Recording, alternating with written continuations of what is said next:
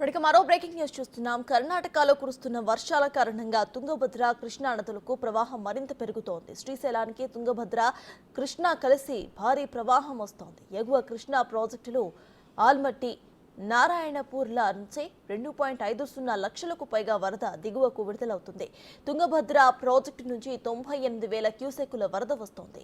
Jurala dam వద్ద జల విద్యుత్ ఉత్పత్తి కొనసాగుతోంది. శ్రీశైలానికి నీటి అధికారులు విడుదల చేస్తున్నారు. ఇక జలాశయానికి ఇన్ఫ్లో 2,46,966 క్యూసెక్కులు, అవుట్ఫ్లో 31,784 క్యూసెక్కులుగా ఉంది. శ్రీశైలం పూర్తిస్థాయి నీటి మట్టం 885 అడుగులు కాగా ప్రస్తుత నీటి మట్టం 858.40 అడుగులుగా ఉంది. పూర్తిస్థాయి నీటి నిల్వ 215.8070 టీఎంసీలు. ప్రస్తుత నీటి నిల్వ 100.7085 టీఎంసీలుగా ఉంది. ఇక కుడిగట్టు జల విద్యుత్ కేంద్రంలో విద్యుత్ ఉత్పత్తి నిలిచిపోయింది. ఎడమగట్టు జల విద్యుత్ కేంద్రంలో విద్యుత్ ఉత్పత్తి కొనసాగుతోంది.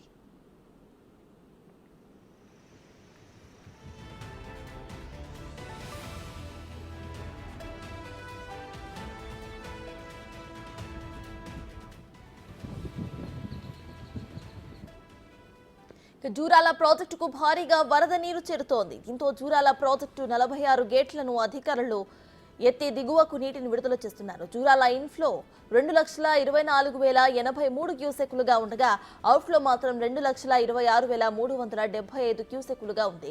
పూర్తి స్థాయి నీటి సామర్థ్యం 318.516 మీటర్లు కాగా ప్రస్తుత నీటి సామర్థ్యం 316.760 మీటర్లుగా ఉంది. ఇక జూరాల పూర్తి స్థాయి నీటి నిల్వ 9.657 టీఎంసీలు కాగా ప్రస్తుత నీటి నిల్వ 5.989 టీఎంసీలుగా ఉంది. కుడి ఎడమ కాలువల ద్వారా అధికారులు దిగువకు నీటిని విడుదల చేస్తున్నారు.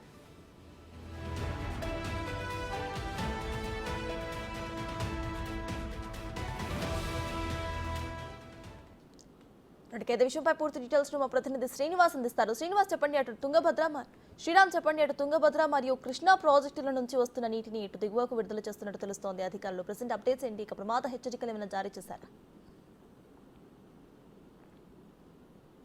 ఇటీవల కురుస్తున్నటువంటి భారీ వర్షాలు ఏవైతే ఉన్నాయో ఇటు ఎగువన కురుస్తున్నటువంటి ఈ భారీ వర్షాలతో ఇటు కర్ణాటకలో ఉండేటటువంటి తుంగభద్ర నది కావచ్చు, ఇటు మహారాష్ట్రలో ప్రవహించేటటువంటి కృష్ణా నది, ఈ రెండు నదులు పూర్తి స్థాయిలో పూర్తి నీటి మట్టాలు నిండటంతో ఎగువన కురిసినటువంటి భారీ వర్షాలతో దిగువనకు వీటిని విడుదల చేస్తూ ఉన్నారు. అయితే ఇప్పటికే కర్ణాటక సంబంధించినటువంటి పరిసర ప్రాంతాల్లో ఉండేటటువంటి టీబీ డ్యామ్ ఏదైతే ఉందో దాదాపుగా 30 గేట్లుగా ఉన్నటువంటి టీబీ డ్యాంలో దాదాపుగా 8 గేట్లను 2.5 అడుగుల మేర ఎత్తినట్లు తెలుస్తా ఉంది. మిగతా 10 గేట్లు 10 అడుగుల మేర ఎత్తినట్లు కూడా తెలుస్తా ఉంది. అయితే వాటిని కర్నూలు జిల్లా సమీపంలో ఉండేటటువంటి సుంకేసుల సమీపంలో ఉండేటటువంటి దాదాపుగా 1 టీఎంసీ పైగా ఉండేటటువంటి సుంకేసుల డ్యాంకి చేరుకోవడం జరుగుతుంది. సుంకేసుల డ్యామ్ చేరుకున్న తర్వాత అక్కడి నుండి గేట్లు ఇప్పటికే దాదాపుగా 2 గేట్లు ఓపెన్ చేయడం జరిగింది. అయితే ఈరోజు 12 గంటల సమయంలో కూడా మిగతా 4 లేదా 5 గేట్లను కూడా ఓపెన్ చేసేటటువంటి అవకాశాలు ఉన్నాయి. ఓపెన్ చేసినటువంటి క్రమంలో తుంగభద్ర సంబంధించినటువంటి జలాలు ఆత్మకూరు సమీపంలో ఉండేటటువంటి సంగమేశ్వరం వద్ద కలవడం జరుగుతుంది. అయితే ఇటు తుంగభద్ర సంబంధించినటువంటి నదీ జలాలు ఇక్కడికి రావడం జరుగుతుంది. మహారాష్ట్రలో వచ్చేటటువంటి కృష్ణా నది ఏదైతే ఉందో పైన ఉండేటటువంటి ఆల్మట్టి డ్యామ్ కావచ్చు, నారాయణపూర్, జూరాల అనేటటువంటి డ్యామ్లు నిండడంతో అక్కడ జూరాలలో కూడా పూర్తి స్థాయిలో నీటి మట్టం నిండిన తర్వాత కిందికి దిగువకు పంపిస్తున్నటువంటి పరిస్థితి అయితే ఏర్పడింది. అటు కృష్ణా ఇటు తుంగభద్ర రెండు నదులు ఆత్మకూరు సమీపంలో ఉండేటటువంటి సంగమేశ్వర సమీపంలో 2 నదులు కలిసి ఒకే తాటి మీద వెళ్ళేటటువంటి అవకాశాలు ఉన్నాయి. అయితే ఇప్పటికే దాదాపుగా శ్రీశైలం సంబంధించినటువంటి దాదాపుగా 885 అడుగులు ఉండేటటువంటి నీటి మట్టం దాదాపుగా 854 అడుగుల మేర కూడా చేరినట్టుగా తెలుస్తూ ఉంది.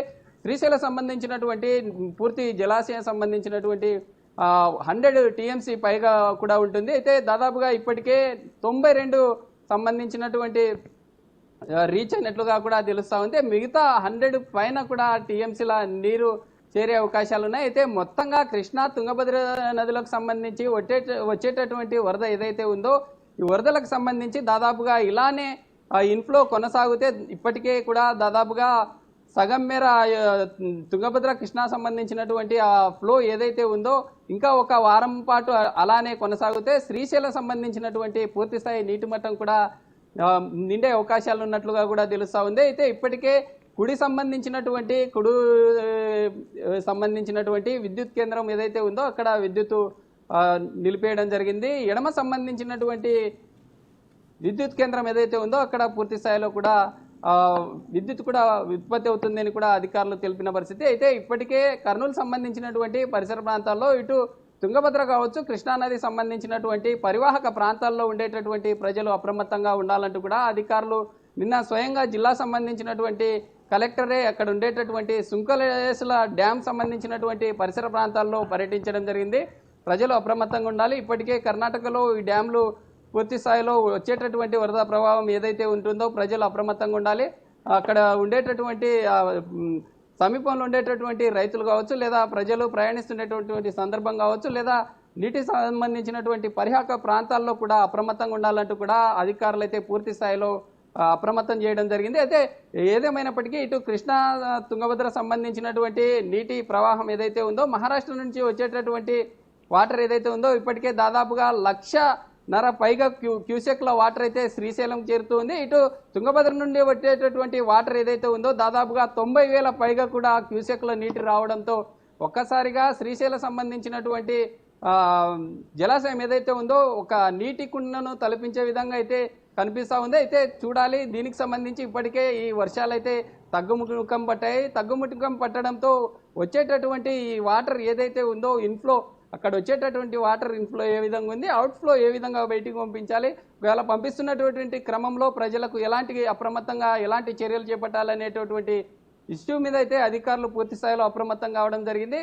పూర్తి స్థాయిలో అయితే ఇప్పటికే కృష్ణా సంబంధించినటువంటి జలాశయాలు ఆ విధంగా వెళ్తున్నటువంటి క్రమంలో ఇటు తుంగభద్ర సంబంధించినటువంటి 30 డ్యాంలు ఓపెన్ చేసినటువంటి క్రమంలో ఇంకా పెరిగే అవకాశాలు అయితే ఎక్కువగా కనిపిస్తూ ఉన్నాయి. Sir right, thank you Sriram.